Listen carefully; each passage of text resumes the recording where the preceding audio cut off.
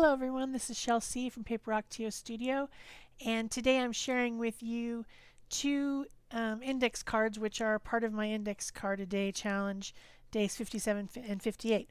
But the day that I was posting them also happened to fall on the day for a hashtag event in a group that I joined recently on Facebook. It's called International Crafters, and they have a hashtag event video hop type situation that's going on, and it's called Starry July Nights. So you can type in the hashtag Starry July Nights, go see everything that everyone has done, just like any other video hop hashtag event. So of course, since I knew that these two index cards were going to be on that day, I decided to make them with the theme of Starry Nights. The first one, I started with a little pencil drawing of a girl looking up at the stars, and she's dressed like Alice from Alice in Wonderland with the well, she's going to be. She's not dressed yet. She's still just white at the moment. But I was kind of thinking about Alice in Wonderland and how, traveling to different places, even if it's in your just in your mind, um, you know, you still see the same stars no matter where you are. I guess unless the aliens came and they took you to outer space, things would change. But other than that, every place that you travel, you're still under the same stars. So that's kind of what I was thinking about when I made the little pencil drawing. And then I'm using watercolors, and I'm not very good with watercolors. I'm still practicing. Also, an index card's not really great for watercolors because it doesn't absorb very much paper, or I mean, the paper doesn't absorb very much water. So I'm just kind of winging it. But I have got my koi watercolors. This is the travel set. And I'm just painting in the colors. I was trying to make one of those like galaxy skies that has all the different colors in it, the purples and pinks and things, but it didn't really work out that way. So I end up I just keep putting blue on it. One nice thing about this watercolor set is it does have a white, so I was able to have kind of a light blue color for her dress by mixing white and one of the blues. Most watercolor sets don't have white, so I don't know if that's considered a gouache or if it's an actual watercolor. I'm not sure, but anyway, I was able to make light blue, and then I just have her standing in a field of flowers down here at the bottom, and I made them red, so I guess they must be poppies. So maybe she is in a poppy field, and I got the Wizard of Oz and um, Alice in Wonderland confused. I don't know. It's also confusing. There's so many iCads. But anyway, so that's what I was doing, was making a starry sky and thinking about the concept of stars never really changing. Although your relationship to them changes, so they do change, but you still can usually see the same constellations and stuff, I think. So yeah, that was my plan. That was my plan for July, Starry July Nights. Now I have some titanium white fluid acrylic paint from DecoArt, and I'm splattering to get my stars. I tried to put salt on the paper to get that, that cool mottled effect. Like it looks like galaxies, but it didn't do anything. So I guess the water was already absorbed into the paper, and there wasn't anything for the salt to react with. I'm not sure because it's not watercolor paper. It just didn't work out the way I expected. So I was a little bit disappointed about that. I wanted that cool salt on watercolor effect. Then I got out my pit pens, and I'm just going to draw lines around the girl and everything, and add in details using a black pit pen. That's the small, not the extra small. So it does leave lines, but they're not very big. And I'm also putting little black centers in the flowers, so they're definitely poppies. Maybe I was in a field of poppies and I didn't know what I was doing. I don't know. So this hashtag event, I will link the playlist at the end of the video in one of those little iCAD things, iCard things. Oh my gosh. I'm losing it, people. I'm losing it. iCards up in the corner. It'll have a little I and it'll say, here's the playlist. But the playlist hasn't come out yet. And, I'm at this moment, I am not.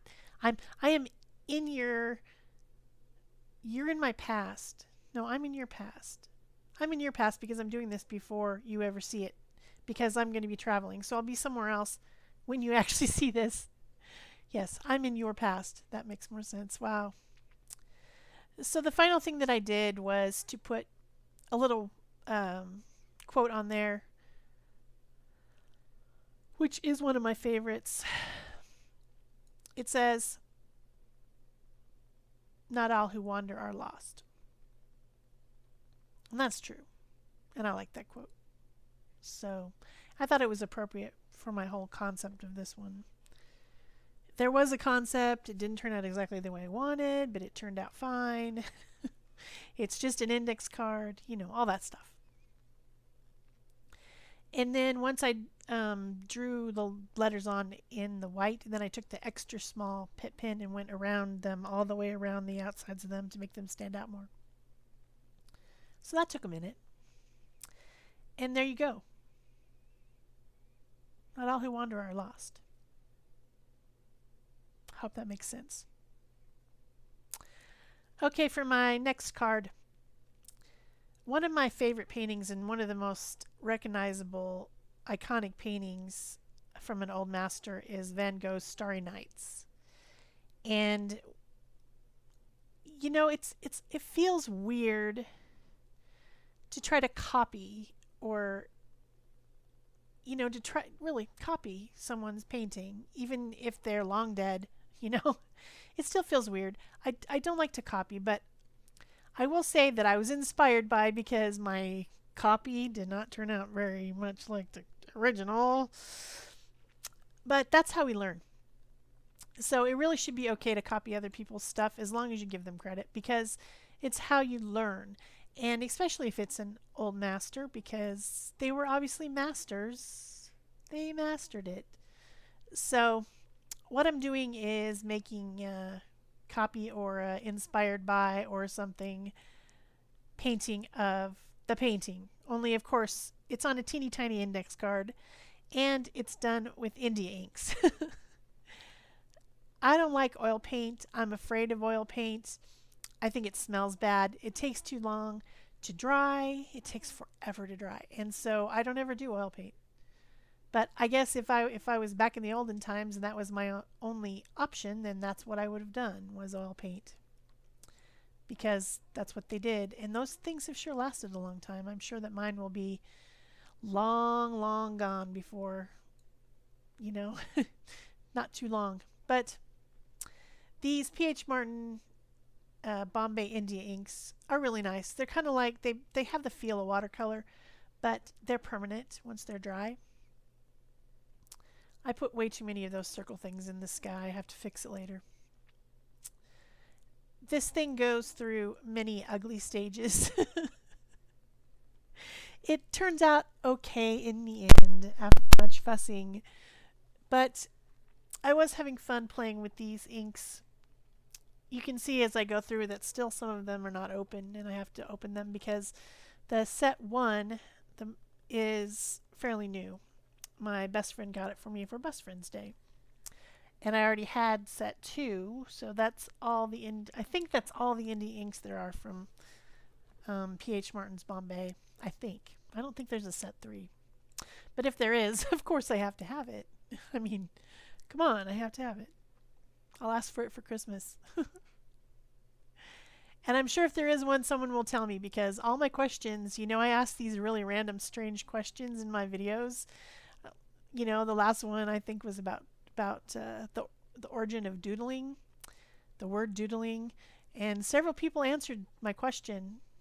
So, and that has happened before. People will answer my questions if I have some really weird, random thing I don't know. So, I'm sure, and also about the metallic Posca pens. People told me there were metallic Posca pens. People told me that there was fine, extra fine tip Posca pens. I didn't know that. So I'm sure that one of my followers out there will answer the question of if there is another Bombay ink set from PH Martin's. I'm sure somebody knows, and if they don't, they'll look it up. Because that's how we do it here in my community, because we're all helpful with each other and we answer each other's questions. It's a good community here. So, the original painting doesn't have orange in it, or if it does, not very much. I get a little bit out of control here. I've got this tendency towards crazy bright colors, and I just don't really want to fight it because I like crazy bright colors. But it got a little bit crazy at some point and started to not look very good. So I had to tame it. I think right now I'm on purple. I've added so many colors. I started out with a couple different yellows, and then I went to blue, and then I had to tone that back with white. But then I came back in with purple, and the purple's really dark. It's like maybe a dioxazine purple, type of a purple. And I'm drawing in the little village and the hills, and yeah, this is a really cool painting. I wished I could see it in real life. I would just be so honored to be able to just see it. And there are other paintings I feel like that as well. Just to see them in real life would be like, wow. Because of the fact that they're still here and still inspiring people. That's amazing. I wished I could be like that. But I just do my little things, and I doubt that I'm ever going to be a master. I do inspire some people. They tell me that I do.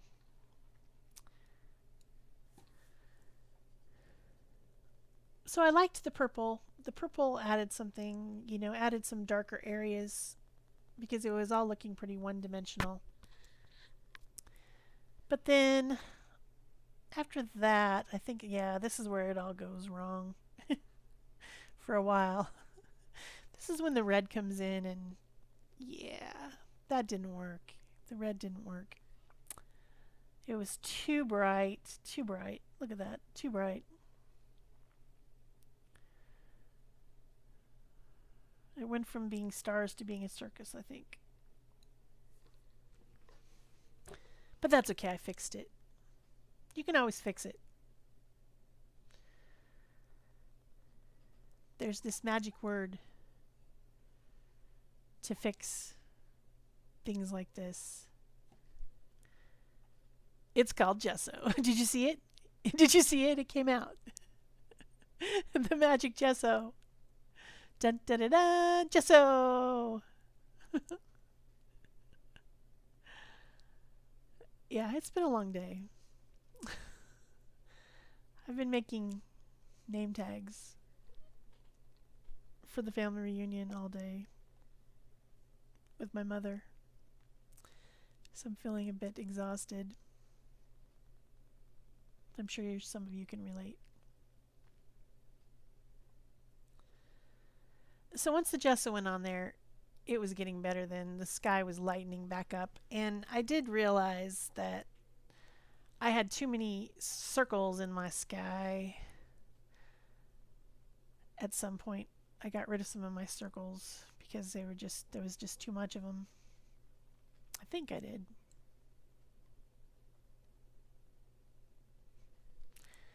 But that toned it right back again.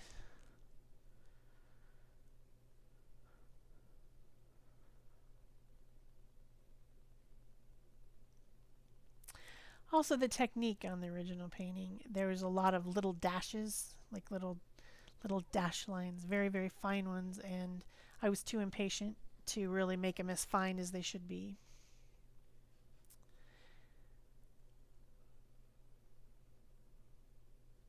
I did make some, just not quite as fine. Because it's just an index card. It's not You know, it's just an index card. I can't take too much time. I took too much time. I fussed and fussed and fussed. So this one took a long time. That's how come there's only 2 on this video instead of 3.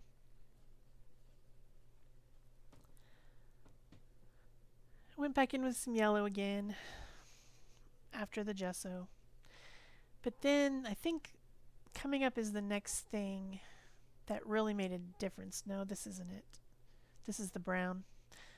The brown kind of deepened up that tree shape that's in the foreground quite a bit. That looked pretty nice. And started adding a little bit of details to the church and the little town and things like that.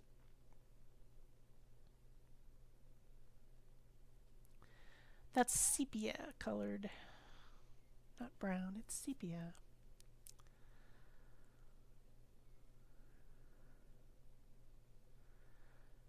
Now, here's where it goes. This is what really made a difference. And you wouldn't think so, but it really did.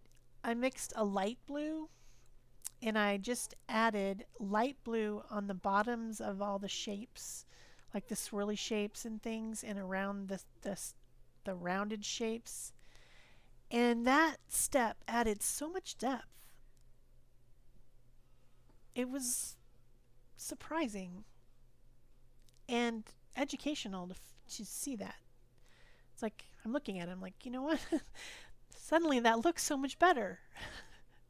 Adding the light blue just made a huge difference.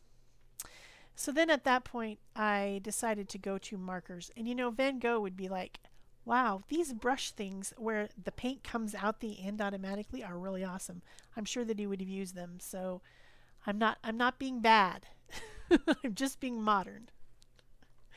So I got out my Posca pens.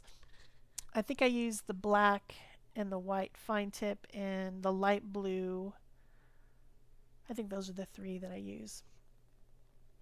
Add a little bit more light blue because it just made such a huge difference. And now I'm really doing dash, dash, dash, dash, dash. You can't, it's kind of hard to see because the video is sped up, but I'm doing like little dot, dot, dot, dot, dot, dot, dot across the lines instead of doing a straight line. A more painterly look. Yeah, there's the light blue. That's from the set of 15 colors that you can get from Posca, and it's the medium point bullet tip. I really want some of those metallic ones. Maybe if I wish really hard, they will appear. I'm needing the art supply fairies again to come flying in. Of course, a fairy probably wouldn't be able to carry metallic Posca pens because I think they'd be pretty heavy. But we've had this discussion before. Wow, this is winding down. I better say my thing. I gotta say my thing. If you like this video, please give it a thumbs up. Comment so that I know that you're here. Subscribe if you haven't already. And share if you want to, or pin it or something like that. Because those things help YouTube know that I'm doing something good, and then they can recommend my channel to other people who haven't found me yet. And that's how my channel can grow. And we're creeping up on 3,000 and some sort of giveaway, I'm sure. So thanks everyone for watching. I hope you enjoyed this, and that's it for me. Bye-bye.